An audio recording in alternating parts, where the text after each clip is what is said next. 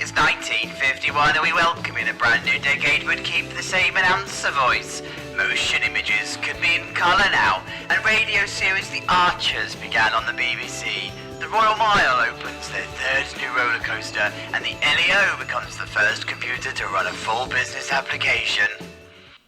Still a way to go till it can run Planet Coaster though.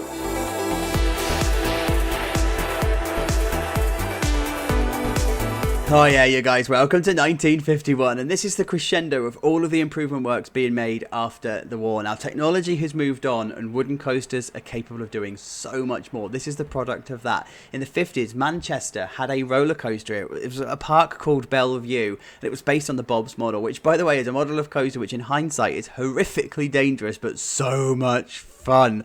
The overbanking on this is incredible, and this is what we have got. So there's no time lapse for this one. I built this over the span of three or four episodes ago, so yeah, I don't even know where the footage for it is, but this is it. So we've got the station, we come into the turnaround here, and then we come into the lift hill. Now this is carefully placed in this area. I didn't want to have to realign the railway line. I wanted to keep it as it is. Now that meant that the signal box could also not be moved, so it's now really snug against the signal box. It's pretty much like Blackpool would have done with the Big Dipper and stuff. So we come into the lift hill. I think it's 20 degrees, 22 degrees, not very fast. And then the first drop. No drop on this coaster is more than 45 degrees. However, there is so much banking and engineering going on in here. It is unreal. So we come into like the first pre-drop, if you like, which is really completely overbanked, and then into the first airtime hill. Curves down, and then into a bit of a snake pass here, curves under itself, down into a double dip, a double down, and then into the traditionally banked curve that we've got here, and then it comes into a station flyby. So the Manchester one had this. It wasn't a double down like I've got it here, but it did a station flyby, and then it comes around this way, snakes through itself, and then into the brake run. Trains wise, I don't know if I'm going to go for historic accuracy or if I am just going to go for the park needs capacity and throughput, because historic accuracy means that I should be using the GCI trains on this because that's how they were, but the GCI trains are a bit too modern, so I don't really know. I'm going to play it out anyway. So there's other works going on in this area as well. You'll notice that the boats now have a purpose. I always wanted there to have a purpose to the boats. They were always going to be cyclical until we got to this point. So they're now a transport ride. Hooray! You don't have to get the train anymore. And that's because the train's starting to get a little bit overwhelmed with all of the people that are in the park. Now I've started to throw down some shops and stuff that's going on in here. So we have the first actual gift shops that are here. So in the Manchester one, this was all like the ticket offices and stuff, but I wanted to utilise this space for shops, and there's going to be this little like foodery going on in here, and then this bit down here is all the start of future developments. It's not going to be the next episodes, but I want this waterfront to be more of a lagoon style walking area as opposed to a bank that we've got here. So lots to do in this one. See you in a minute.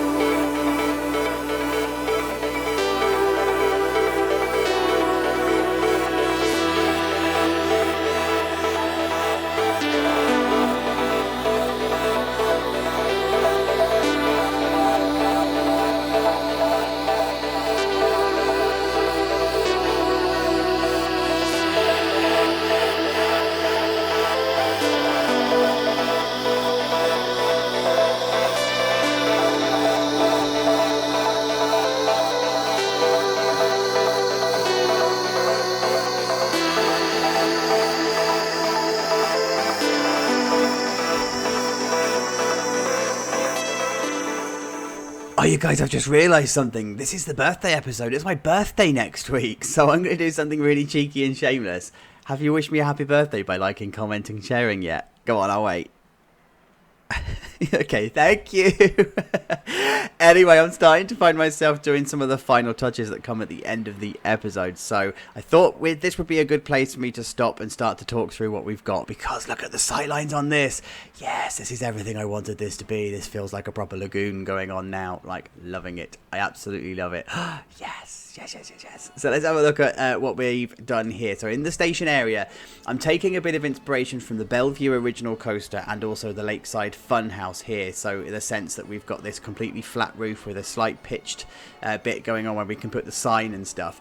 I've chosen red, white and blue for the colours. It's a completely happy accident. I didn't set out to do that. It just sort of fell into place. And that started when I was doing this bit round here. I put the plaster wall along here and it was white, and then I just did the red and the blue bits on the railings, and it just came together that way. So it is what it is.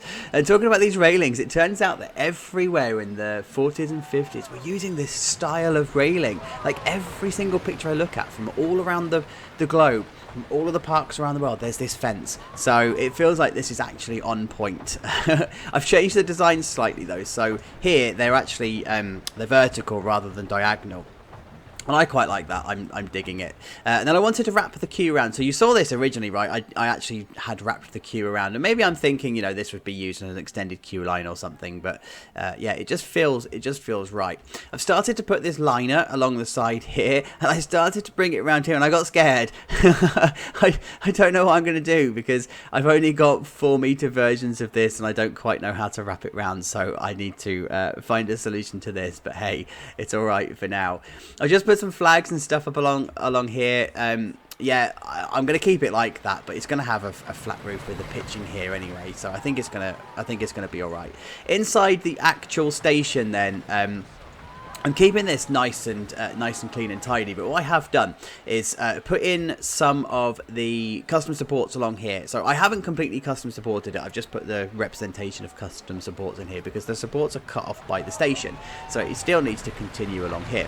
But actually what that means is you would have this space that's sitting in here that would actually be used as some kind of maintenance area or storage area or something going on at the back here. It's a bit of a tight space, you know, you can't really fit too much behind it, but it works, and that's all good. Now for that reason you need to find a way of cutting that off from the guest view.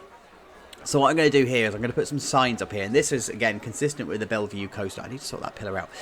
This is consistent with the Bellevue coaster. There's going to be like signs all along here and like advertising and whatever that just sort of like distracts the sight line so that you can put crap behind it and just have it like stored there and be done with it. And then so along this side, I've also just continued the fencing down here. This took so long to do.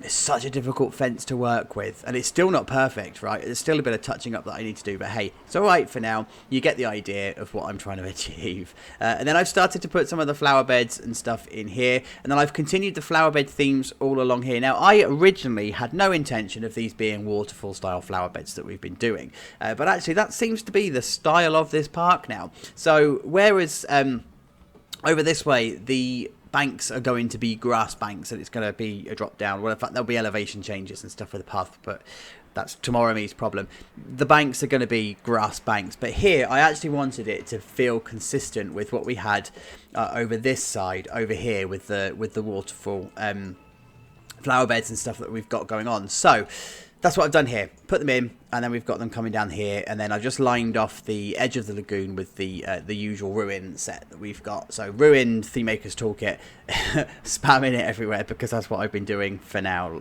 Right, absolutely love it. Absolutely spot on. So I'm just going to continue this theme through, and then I've just extended the queue line for the boat ride. I kind of figured that when we start packing the park full of guests, and this park is capable of having 11,000 guests in game, which gets a little bit tetchy at the moment because there's nothing the other side of the park to take guests the other side. You get all 11,000 in this area, with the exception of those that go over for the Flying Turns coaster. So I think this is probably going to be a little bit of a busy ride, so I've just extended the queue line ever so slightly, and then put in the stairs along here. Now Planet Coaster doesn't deal with these very well. Look, I'm alright with that. we've made peace with this. We've used this technique before, and in fact, I think this ramp that sits underneath here is probably too steep for the game to deal with anyway. So, whatever. And then our little food unit that's living on the top here. I didn't want this to be any bigger. I actually just want this to be as simple as this. What I've done here is a custom iDrone beam roof trim that's going on, and then I just need to do some like final touching up and stuff on here just to make it decent. But yeah, this doesn't need to be any more than this, to be honest with you. I just need to put a floor down, probably do something with the walls, and call it done. Put a roof on, of course, and then call it done. As I said, it just doesn't need to be any more than that. Done. And then over in the actual coaster area itself, what I have started to do is look at some of the engineering of wooden coasters over water, particularly in the 1940s, and actually there would be a lot of concrete pillars and a lot of concrete bases going on. So that's what I've done here, and it's a mixture of them. So you have these ones that would support the entire weight of the track as the train comes down, and you've got these ones that just need to support the track. There's no like forces and stuff that you need to have. The same is also true the other side here. So we've got the bigger columns that are supporting the entirety of the track, and then you've just got the smaller columns that are just doing its thing. And I love how it sits next to the railway line. It's just there. It's so imposing. You get some pretty decent views of the coaster as it goes past. And then this bit down here, because it sits so close to the signal box, it's just brilliant. Like, it fits in so perfectly. Just need to bring the fencing and stuff around this way now, so that I can continue the what is now don't die fencing. And because we're now in the 50s, we get to start using do not enter signs. Now I don't know what sign I'm going to use yet, but hey, we'll sort it out.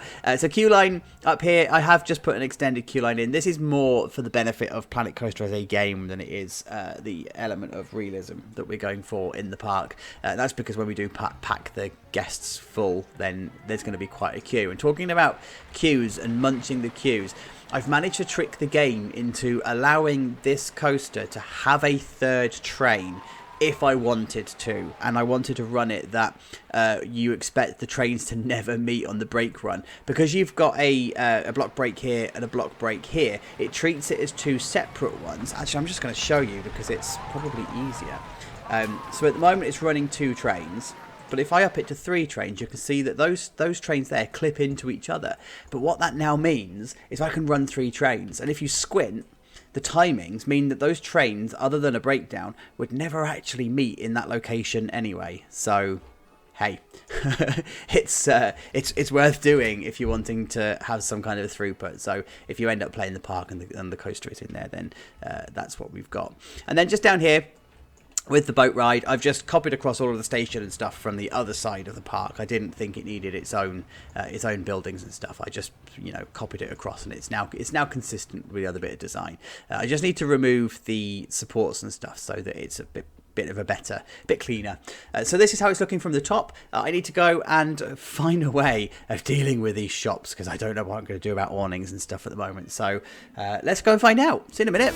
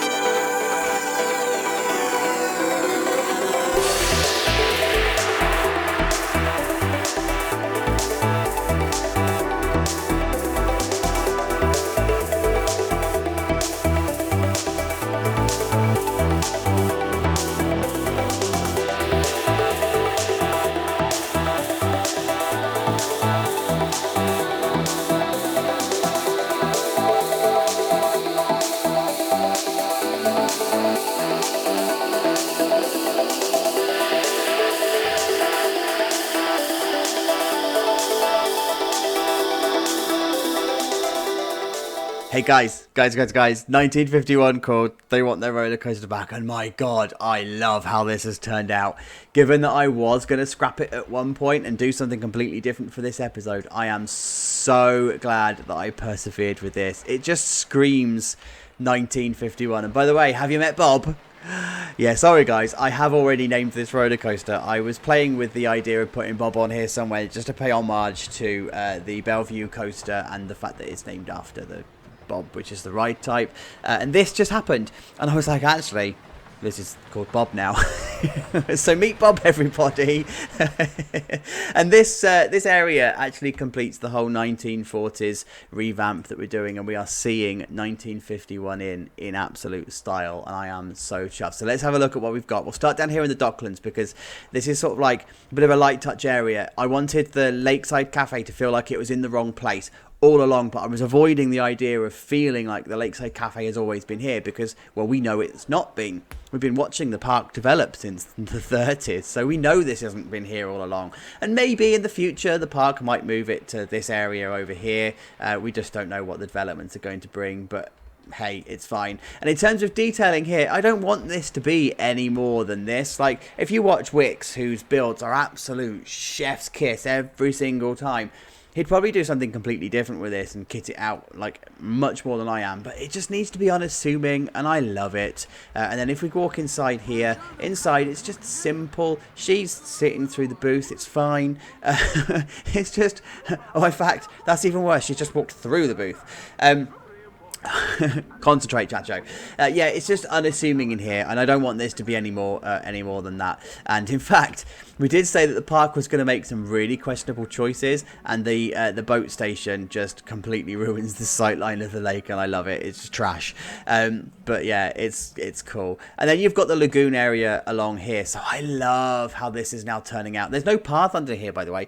This is just path cover for now, because I need to come on and finish this in future episodes. But yeah, I like how this whole lagoon area is starting out. And then the waterfall planters, like I just wish I'd played with this so much sooner, because they look the part, don't they? And they just give this new ability to be able to hide unsightly bits of terrain that you can't deal with, or you get bored of doing the terrain cover and stuff. And when you put the flowers in, they just come to life, and it's, oh, yes, love it, love it, love it. And you can have this transition between different flooring types this way when you're forced to use the in-game textures for the pathing, and it's just a way to bring it all to life. By the way, I tried something new here, and I tried to keep the align to surface thing on for these conifers. I don't know if I like it. Like, this is how they would be in nature, right? But I'm so used to just having them upright. I just don't know. Anyway, let's talk about the star of the show. Let's go back to Bob, because yes, this all just makes sense now. Like, I spent so long trying to make this all make sense, but it now just does. And I don't really know what the turning point was. I don't know where it just became a thing. I think it was when I started to put this stuff down here, because I was copying across all of the design principles from the first upgrade glow up episode that we were doing, right?